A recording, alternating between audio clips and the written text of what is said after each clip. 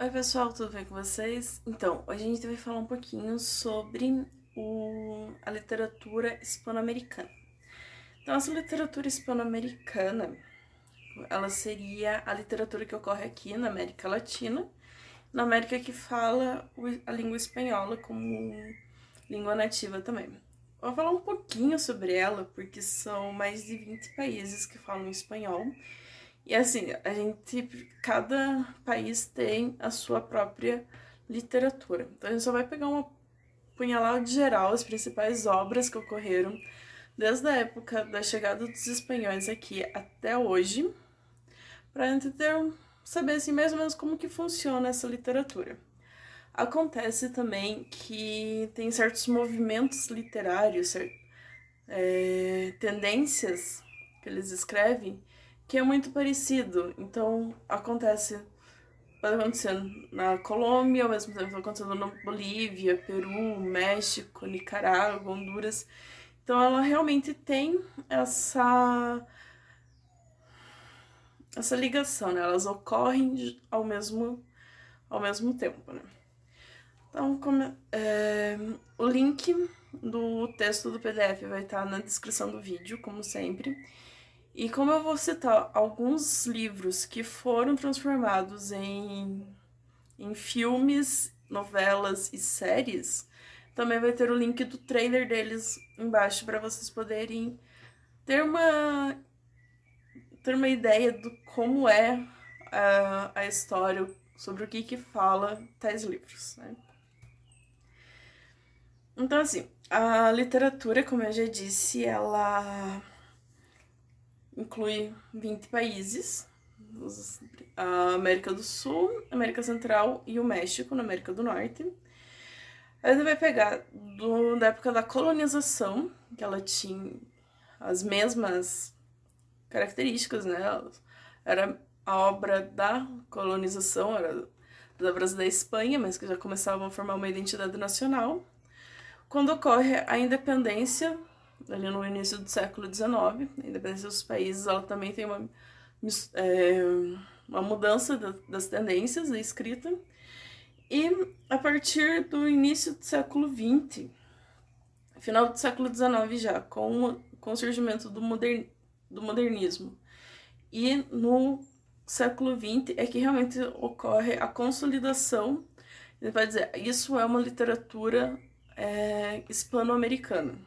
É o que realmente existe, já rompe totalmente com as formas europeias, com as formas da Espanha. E também tem no século XX, a metade do século XX, mais ou menos na década de 50 e 60, a gente tem o que é chamado de boom literário. Então é uma época que vários autores latino-americanos, eles escrevem obras com temáticas parecidas, só que eles são publicados ao mesmo tempo, então eles dominam toda a conversa literária daquela época, né? Então isso é chamado de boom latino-americano. Então, assim, para algumas coisas para a gente poder falar sobre a literatura hispano-americana. Então, ela inclui todos os países que têm como língua materna o espanhol. A partir do século XX, que ela surge como uma literatura própria mesmo. E a literatura hispano-americana ela tem um grande número de países com diferenças geográficas, culturais e socioeconômicas, o que dá uma grande variedade de obras e estilos de escrita. Então, algumas características e a trajetória, então, como barroco, escolas literárias como barroco, classicismo, renascimento, modernismo, romantismo, realismo, ela segue a mesma estrutura que tem na Espanha e aqui no Brasil também. Então, essas características são as principais, as características gerais de cada uma dessas escolas, e tem as específicas para cada país. Então, algumas coisas que marcam essa diferença dessa literatura aqui da América para a literatura espanhola. Então a gente tem uma grande mestiçagem aqui, racial e cultural.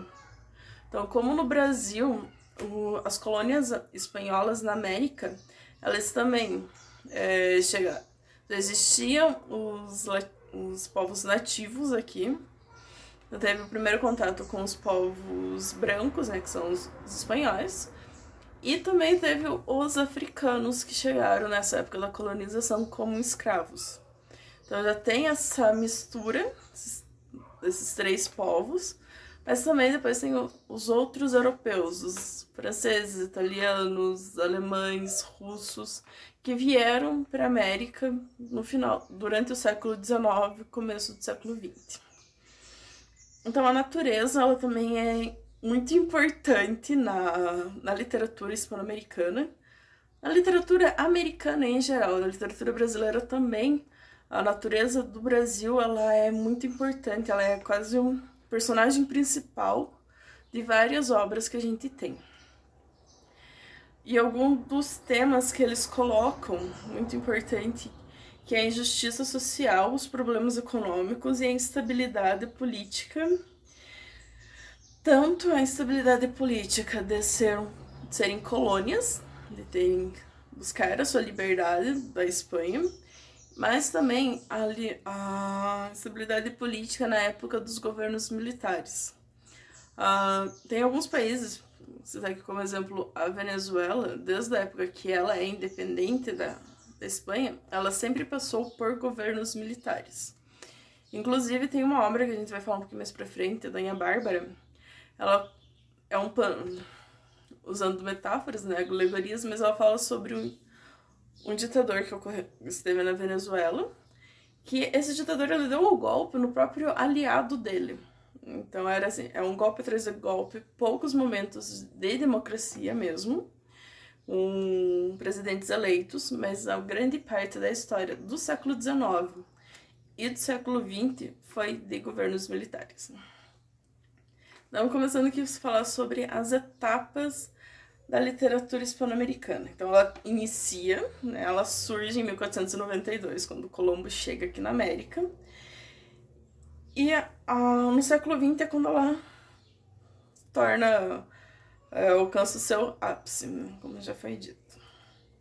Então, na época do colonialismo, as obras que existiam aqui na América, principalmente, eram crônicas, eram obras didáticas, obras para catequizar, converter os nativos à religião cristã.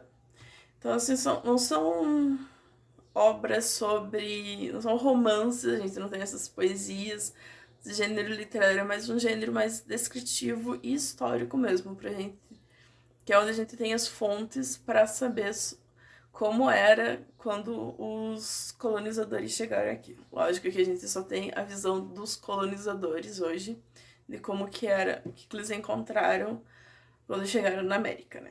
Então, os principais escritores dessa época, né, a gente tem o Bernal Díaz del Castillo, que ele foi um conquistador e historiador espanhol. Ele escreveu A Verdadeira História da Conquista da Nova Espanha, em 1632. Então, ele escreveu, o livro dele é A Verdadeira História da Conquista da Nova Espanha. A Nova Espanha era a região ali do México até Colômbia. Colômbia já se tornaria Nova Granada.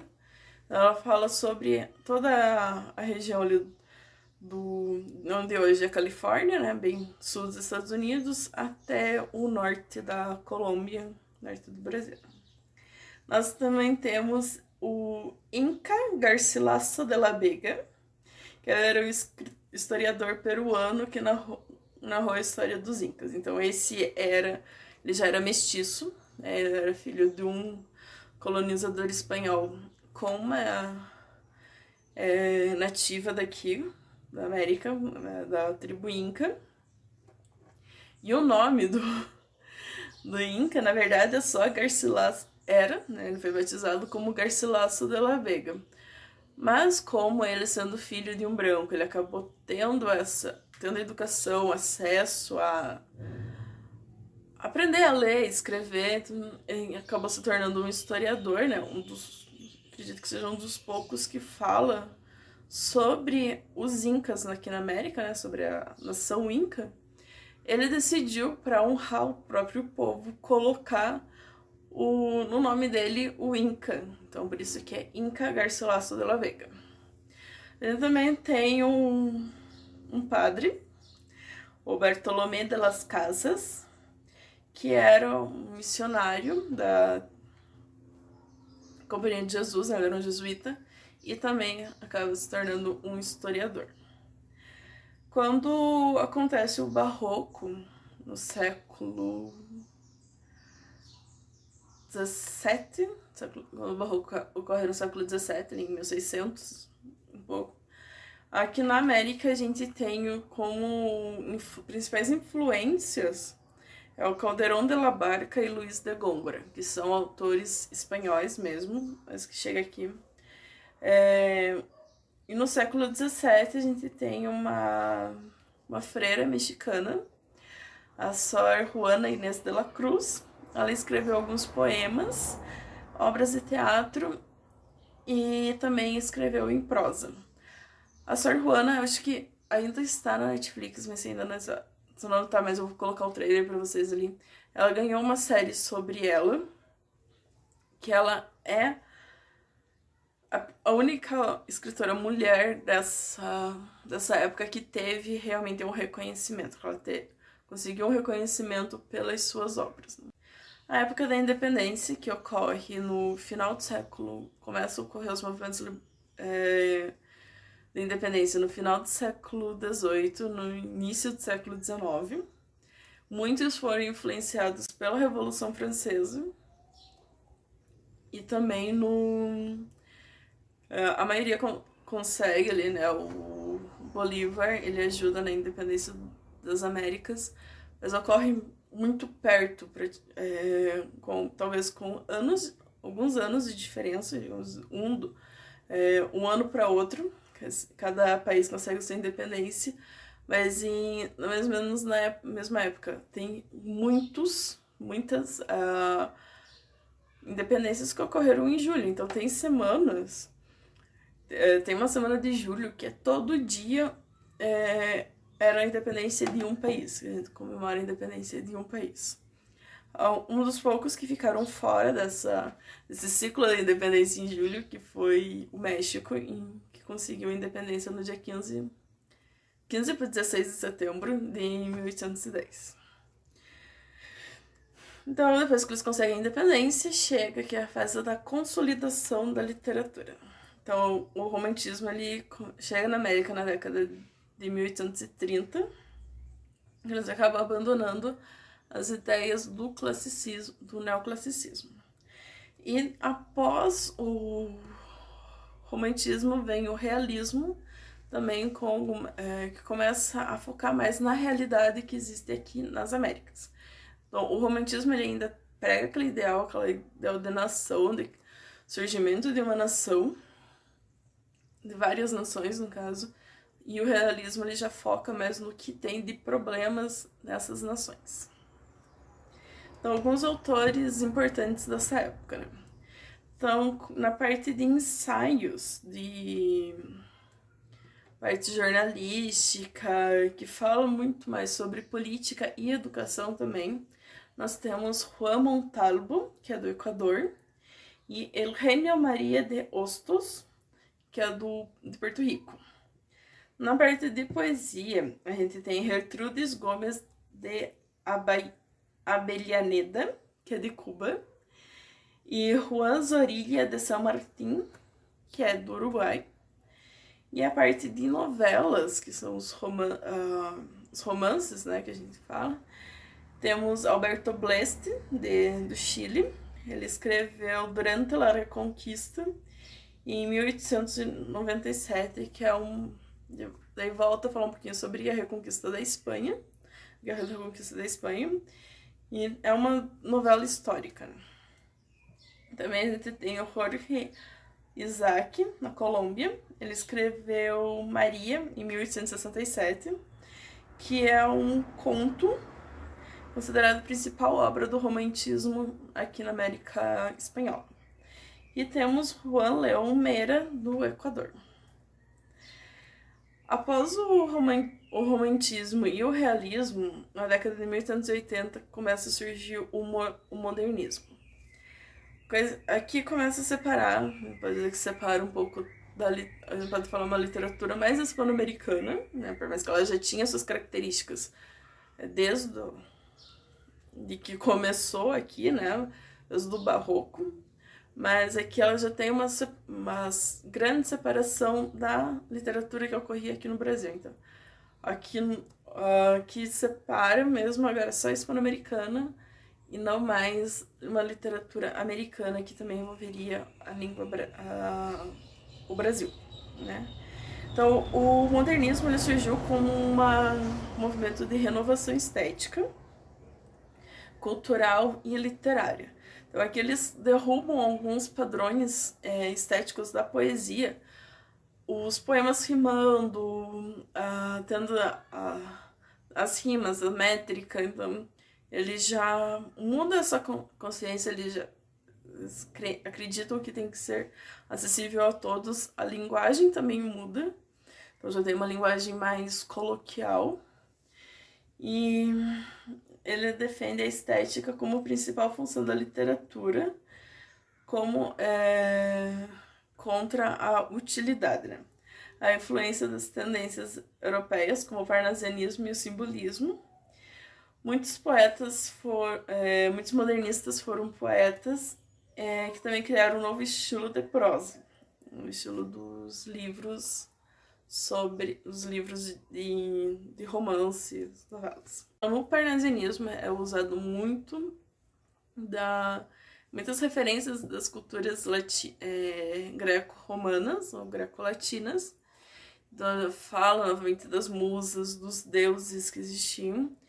E no simbolismo é mais usado os símbolos. Então, você tem símbolos para transmitir aquela mensagem, né? Então, tem os anjos que cantam no céu a sua chegada, por exemplo, que seria para dizer que alguém havia falecido. Então, eles usam muito mais de figuras de linguagem, de metáforas, hipérboles, no simbolismo, no sentido muito mais amplo dessa obra.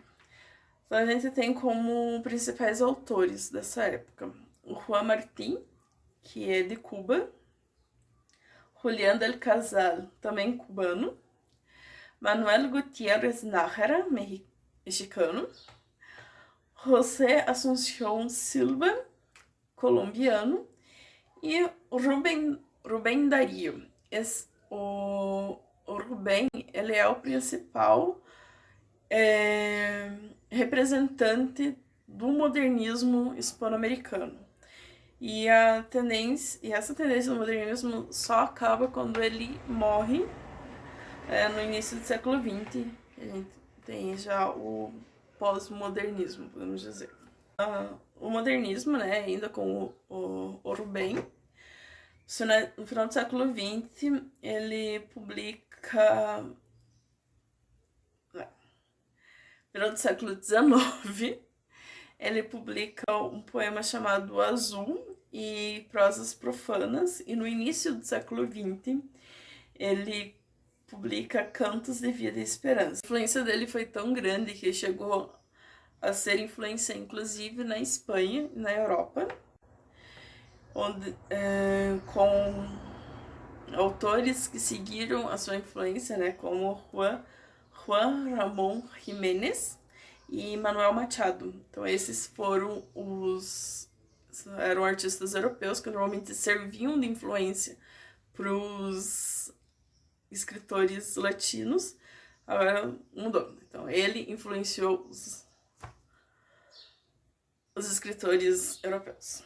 Então, após a morte dele, em 1916, a gente tem o início do pós-modernismo. E a poesia, ela vai por três caminhos diferentes. Então, por um lado, ela é uma poesia mais intimista e humana, um estilo simples, sem tantos floreios, sem tanta preocupação, né, de de métrica, rima, que ainda tinha um pouquinho ali mais com alguns poemas mais parnasianos e simbolistas, né? E foca mesmo nos temas sentimentais e emotivos e volta um pouco pro realismo. A gente tem nesses autores Gabriela Mistral, né, que ela ganhou o Prêmio Nobel da Literatura em 1945. Juana de Ibarburu, que ela é uruguaia, e a Alfonsina Storni, que é argentina. Então, nesse lado da poesia mais intimista, os principais autores são essas três poetisas, três mulheres. Já que uma poesia mais de vanguarda, em que ela vai para mais experimentações, para correr mais... busca formas novas de escrever, né? Ela busca uma ruptura com a realidade, o gosto pelo irracional e uma linguagem lógica e incoerente. Tem o Vicente Huidobro, e ele cria esse movimento vanguardista que é específico da América espanhola, né? Da América que fala América hispana ou espanhola. Então, entre esses artistas, né, entre esses escritores, tem o Jorge Luis Borges, que é argentino, César Vallejo, que é peruano, e Pablo Neruda, que é um poeta chileno que ganhou o Prêmio Nobel de Literatura em 1971.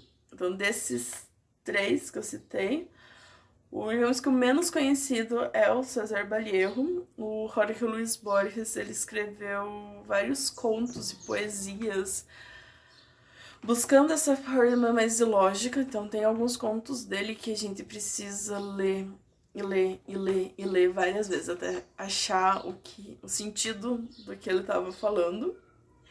E o Pablo Neruda, por mais que ele tenha um pouco dessa vanguarda, dessa linguagem mais ilógica e incoerente, ele é um poeta bastante conhecido pelos seus poemas de amor. Então ele tem poemas como 20 canções, livros, né? 20 canções, 20 poemas de uma canção desesperada.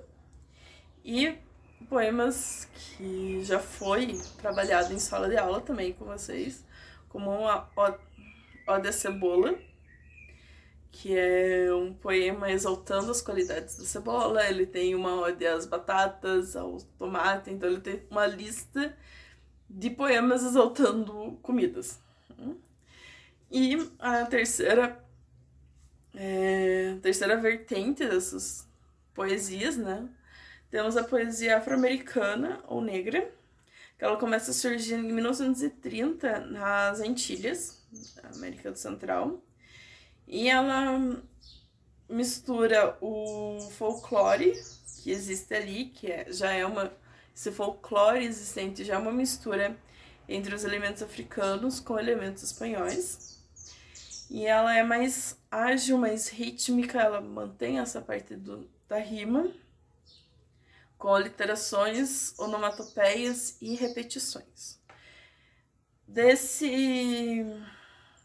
terceira vertente, a gente pode destacar o Nicolas Guilhem, que era um artista cubano. Já não bem na segunda metade do século XX, né, mas ali indo mais para a década de 50, a gente tem uma ruptura da poesia, né, acaba com a poesia com as tendências europeias, e ela está mais comprometida em falar sobre a realidade de cada país, sobre principalmente a realidade social e política de cada país. E pode destacar como principal poeta dessa época o Octavio Paz, que era um autor mexicano. Então, parando esses seriam os autores, os poetas, os principais poetas. A gente já ganha alguns romances, né? Então, a boa parte dos dos romances, das novelas escritas no início do século XX, elas são pautadas pelo realismo e naturalismo. Então tem muito... O homem, ele é aquilo por causa do meio, então ele segue muitas tendências deterministas, realistas mesmo, então, tipo, tinha que falar sobre a realidade. Claro que alguns autores, eles usam um pouco eles usam essa realidade, eles escrevem sobre o que acontece, mas eles usam muitas metáforas também. E essa narrativa que já com o realismo, ficando muito no realismo, dá início a um próximo movimento que é muito próprio da América, que fala espanhol, que é o chamado realismo fantástico. O realismo fantástico, ele chega aqui, ele vai para outros países também, mas ele tem muita... Ele surge mesmo, ele tem grande influência aqui na América, na América Espanhola. Então, essa narrativa do início do século XX, a gente pode dividir ela também em três caminhos, né? A primeira vai do início do século XX, de 1901 até mais ou menos os anos 40, e tem como principal característica a técnica narrativa realista naturalista do século anterior, do final do século XIX, e fala sobre vários temas, né? Como os povos nativos, os índios, os costumes, o mundo rural, a luta entre homem e natureza e problemas políticos. Entre as obras dessa primeira vertente, a gente tem três principais obras. A primeira é Laboragine, ela foi escrita em 1924 pelo colombiano José Eustácio Ribera. E ele denuncia a exploração dos camponeses da região da floresta amazônica. E ele descreve bastante sobre o Oliano colombiano e a selva amazônica. Então, a selva, ou a floresta amazônica, ela é muito importante tanto no Laboragine como no Dona Bárbara, porque a Amazônia ela não pertence só ao Brasil, não, ela pertence a vários países da América, né? E ali na Colômbia ela fala bastante sobre isso, sobre como que era viver. O llano colombiano é como se fosse uma espécie de Pantanal deles, com os pampas. Eu não tenho uma tradução do que seria essa vegetação, né? Mas é como se fosse mais um Pantanal com uns pampas no Rio Grande do Sul, que são campos abertos que podem ser alagados ou não também, e que é muito difícil a vida naquela região. Dona Bárbara, ela foi escrita em 1929 e ela tem também, ela fala sobre a floresta amazônica, sobre os llanos da Venezuela agora. Então, são temas muito importantes, são pessoas que são importantes para a época, né? Então, já a Dona Bárbara é uma novela venezuelana. Ela foi escrita por Rômulo Gallegos e tem a luta entre a barbárie e a civilização. Então, aqui, eu não tenho o Laboragine, né? Mas eu tenho o livro da Dona Bárbara. Esse aqui é o livro original, o livro em espanhol. E também, para quem se interessar, temos uma tradução dela em português feita pelo Jorge Amado. Eu recomendo tanto a Laboragine quanto Dona Bárbara, porque são excelentes obras, só que é aquela história. Ou você vai amar a obra, ou você vai odiar, porque elas são de difícil leitura mesmo. Elas falam sobre uma cultura totalmente diferente da nossa e a selva, os personagens, eles são um pano de fundo para criticar o governo que ocorria naquela época, né? Então, eu vou ler um trechinho para vocês da Dona Bárbara. É um dos meus trechos favoritos do livro, da obra, que é quando aparece a Dona Bárbara pela primeira vez.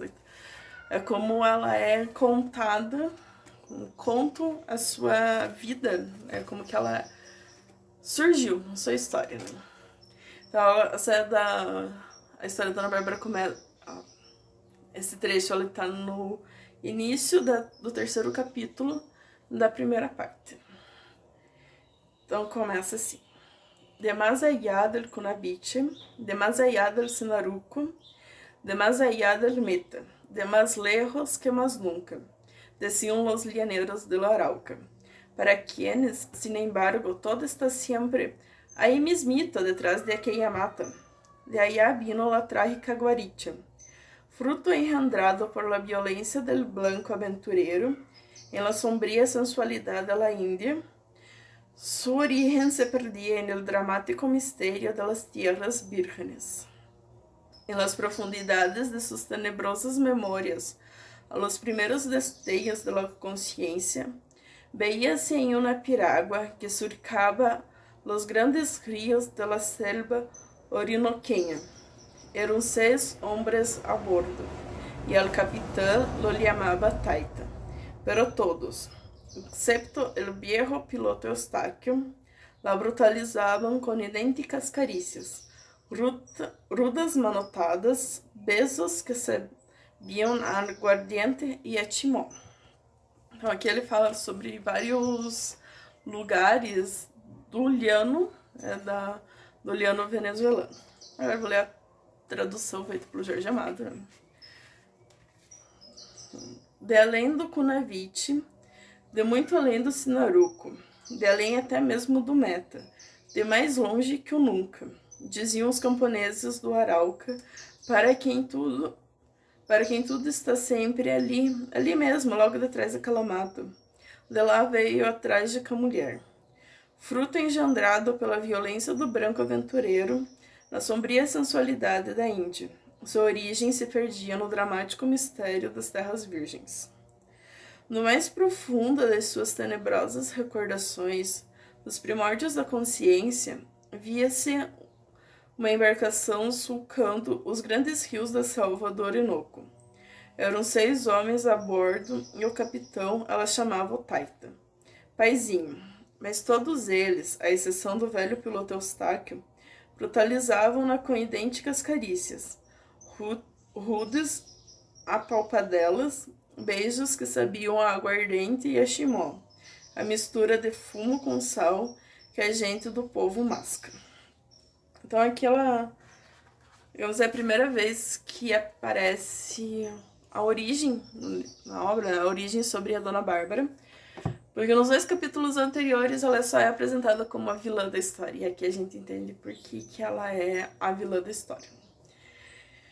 Além dessas 2 obras, outra coisa, como La Boragine ela foi publicada em 1924 e Dona Bárbara foi publicada em 1929, e as 2 histórias elas são muito parecidas, houve uma citação, né, mais pra frente, que o Rômulo Gallegos havia plagiado o La Boragine do José Estácio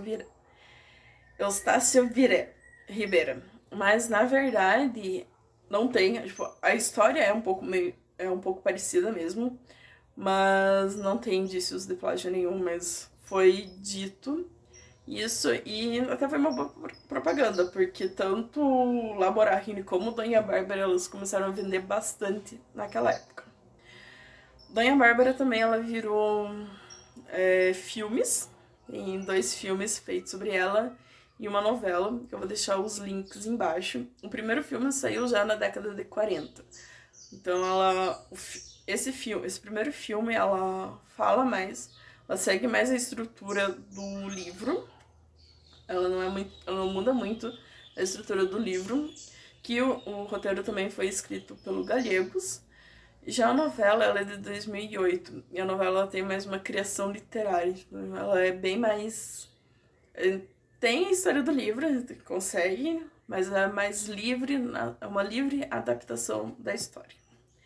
E além desses dois livros, né, que eu falei, a gente tem o Dom Segundo Sombra, que foi publicado em 1926 pelo argentino Ricardo Giraldes. Então ele segue uma série de relatos sobre a vida dos gaúchos no Pampa. Então,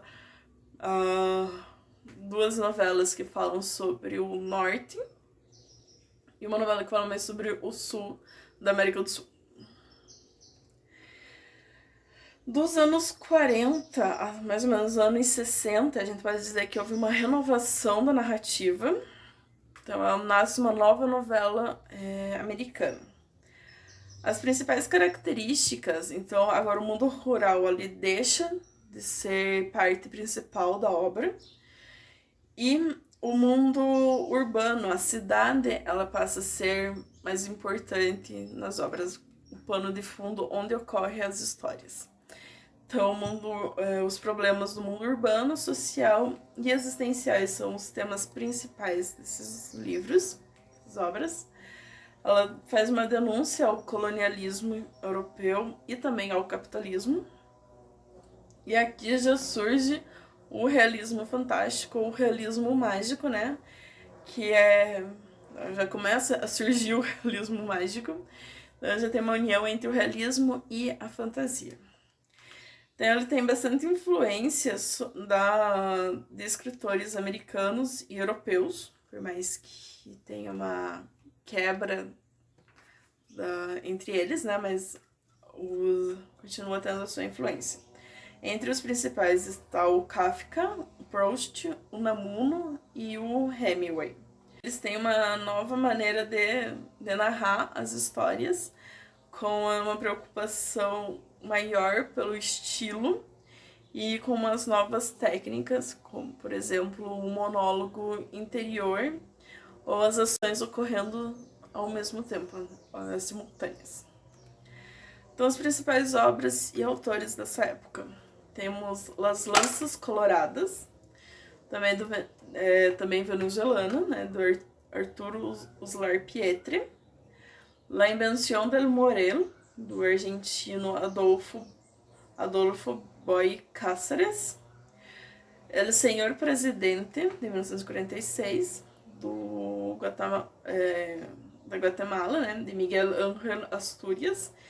E ele ganhou o Prêmio Nobel da Literatura em 1967, esse autor, né? E essa novela, ela fala sobre o terror e a degradação humana que é provocada pelas ditaduras, pelos governos militares. Aqui temos de novo o Jorge Luis Borges, com alguns contos, né? O História Universal da Infâmia, Ficciones e El Aleph. Temos El Túnel, do argentino Ernesto Sábato, que fala um pouco sobre a falta de comunicação entre as pessoas.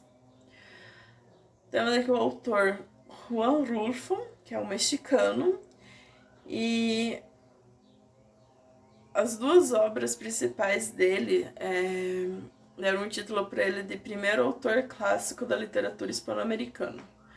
Então tem um livro de relatos, publicado em 1953, que se chama El Llano en Llamas, que a tradução livre seria O Olhano em Chamas, e uma novela curta chamada Pedro Páramo. Então ele tem um estilo mais sóbrio, consistente, e consegue recriar a linguagem popular mais fielmente, né? Ele mostra um mundo cheio de violência, pobreza e injustiça, morte e vingança. Nós também temos o El Reino deste Mundo, do cubano Alejo Carpentier, e La Vida Breve, do uruguaio Juan Carlos Onetti. A partir dos anos 60, ocorre o boom da novela hispano-americana, né? Então, foram anos de grande, de intensa atividade intelectual aqui na América. A música fica mais popular, a poesia, a pintura, e é a época da criação da música, música em protesto, né? Em espanhol, canção protesta. Então a novela ela busca uma linguagem nova, com novos temas, novas técnicas, novos enfoques, e é um dos fenômenos literários mais surpreendentes do nosso tempo. E tudo isso coincide com o interesse das editoras espanholas em publicar os livros, as obras produzidas aqui na América, né? Então, são muitas obras publicadas, são feitas entrevistas, os autores participam de festas, tertúlias, eles escrevem artigos jornalísticos também. E muitos das obras escritas nessa época são as que hoje, alguns desses autores são as que hoje são transformadas em filmes, séries e novelas. Então, as principais características, né? Então, o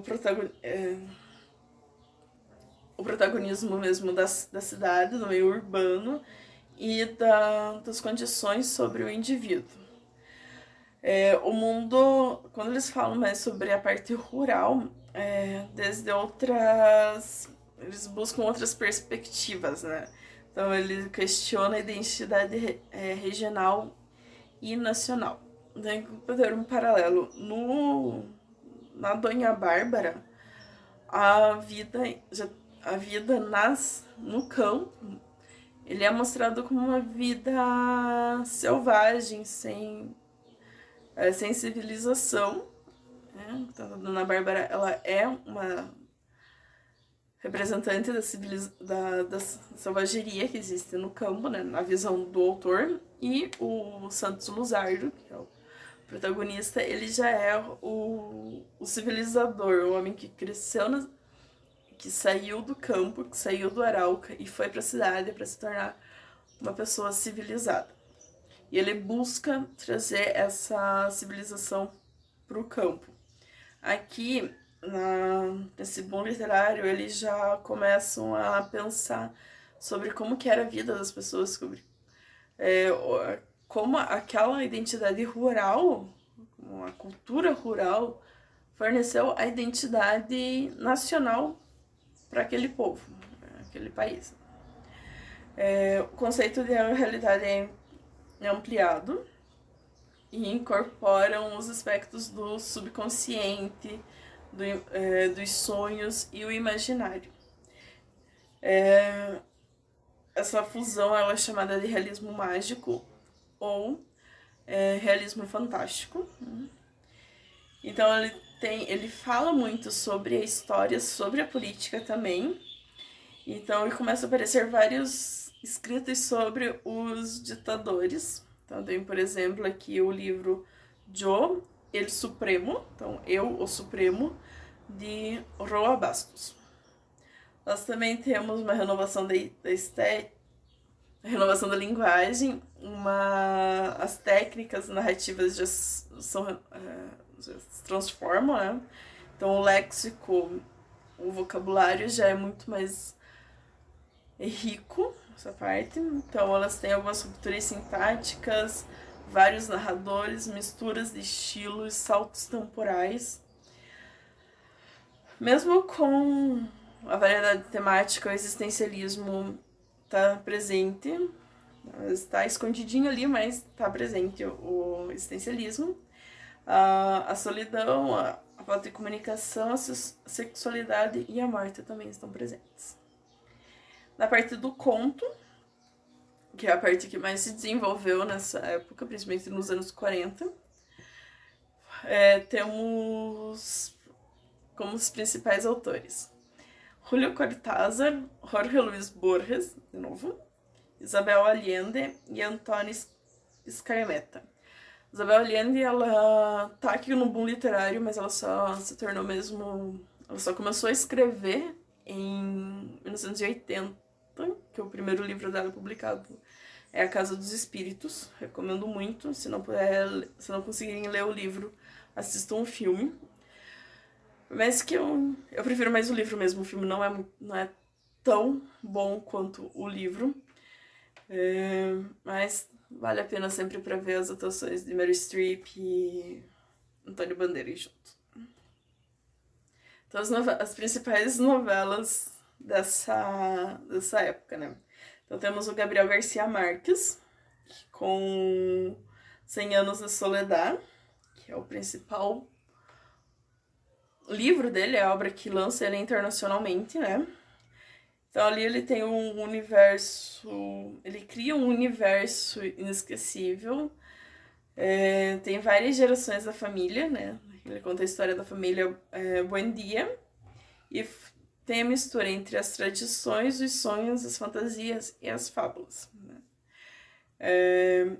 Gabriel Garcia Marques deu uma entrevista uma vez que ele falou que era meio biográfico, né, essa história, porque ele lembrava dele criança, vivendo na casa dos avós, e toda essa parte de fantasiosa, as fábulas, os sonhos, era a parte que ele conhecia, que ele tinha dessa vida na fazenda dos avós. Nós temos o Julio Cortázar, que ele era argentino, né? A principal novela dele é Rayuela. Também tem, se eu não me engano, que é do Julio Cortázar, é A Casa Tomada. É um conto. O conto A Casa Tomada é muito bom muito interessante ler. Tipo, quem já assistiu o filme Os Outros, segue essa temática do filme dos outros. Pra quem não assistiu ainda, não vou dar spoiler de nenhum deles, nenhum conto, nem do conto, nem do filme. Mas ele mistura, assim, muita fantasia, uma outra forma de ver a cidade pela visão dos protagonistas, né? Então é algo interessante, né? Se entender. Temos aqui de novo o Alejo Carpentier, que com El Siglo de las Luzes, né? O Século das Luzes. Temos o Carlos Fuentes, que é mexicano, que ele fala sobre a morte de Artemio Cruz. Augusto Roa Bastos, que era paraguaio, que fala sobre o Hijo de Hombre, que é o nome do livro. E Mario Vargas Llosa, que era um peruano, que fala o principal livro dele, La Ciudad y los Perros. E ele também recebe o prêmio Nobel de Literatura em 2010. Além desses artistas, nós temos o Agustín Yanez, Mário Benedetti, José Lezama Lima, Guillermo Cabrera Infante, Infante, José Donoso, Adolfo Boy Cáceres, Arturo Uslar Pietri e Horácio Quiroga. Após o boom literário, né, que a gente chama El Post-Boom, que o boom foi dos anos 40 e 60, mais ou menos, né, por mais que teve bastante autores atuais que começaram a publicar na década de 80, que ainda faz parte do boom literário, né, mas ele é considerado mais ou menos da década de 70 até agora. Então a gente tem os escritores que mantiveram esse estilo do realismo fantástico. A Casa dos Espíritos usa muito do realismo fantástico também. Não só a Casa dos Espíritos, mas o principal, né? Outros buscaram uma evolução, novas opções literárias. E continua o realismo mágico, né? Então, assim, uma diferença que acontece do boom literário pro pós-boom, né, que é uma literatura mais atual, né, é que para alguns escritores a novela, os livros, eles se tornam apenas mais um meio de comunicação. Então e o escritor ele se torna um comunicador, né? E ele usa várias técnicas para fazer propaganda dos seus livros, né? Que temos a televisão, o rádio, o cinema. várias adaptações hoje de obras literárias, não só hispano-americanas, mas também literaturas mundiais. Então, pode pegar como exemplo Harry Potter, que pega um pouco do realismo fantástico, né? E se transformar em uma grande franquia, além dos livros, de filmes. Nós temos Game of Thrones com os livros, com a série de livros e a série de televisão. Nós temos dos Shadowhunters também, o Percy Jackson. Então, livros, filmes, tudo isso é uma forma de adaptar e divulgar as obras. Então, podemos dizer assim, muitas pessoas conheceram vamos lá, Shadowhunters, assistiram o filme A Cidade dos Ossos e foi querer conhecer os livros, ou assistiu a série e foi atrás dos livros, né? Então isso é uma nova forma de publicidade também das obras, né? Então, dos principais autores do pós-boom, a gente tem o Manuel Puig, com El Beso de la Mujer Aranha, Isabel Allende, com La Casa de los Espíritos, Laura Esquivel, com Como Água para Chocolate. Vale a pena tanto o livro como o filme. A Helena Poniatowska, que é mexicana, e Antônio Escarmeta, com El Carteiro de Neruda. E também outros autores que não são tão comerciais como esses, né? Não tem uma escrita tão aberta para o público. Temos o Salvador Elizondo e o Severo Sarduy. E a partir dos anos 80, é uma coisa que a gente ainda experimenta hoje, é uma literatura que é mais fácil de ler, mais realista e usa muito da realidade. Então, além desses autores, né, que eu falei pra vocês, eu quero fazer uma menção honrosa, que não apareceu ali, que é o Eduardo Galeano. Esse livro dele é chamado Patas Arribas, La Escuela del Mundo al Revés. Tem a versão em português, tem traduzido, né, que é Patas para Cima, a Escola do Mundo ao Contrário. Esse livro é totalmente irônico, é muito engraçado de ler, porque a gente vai vendo assim, ele usa da ironia para falar aquilo, só que são situações que realmente acontecem no nosso mundo, principalmente situações escolares, né? Então ele é bem interessante de conhecer. Então, pessoal, por hoje é só isso. Todas as referências, todo o material que eu citei aqui vai estar na descrição do vídeo, tá bom? Então leiam os PDFs, assistam os demais vídeos que eu vou colocar aí pra vocês e até a próxima.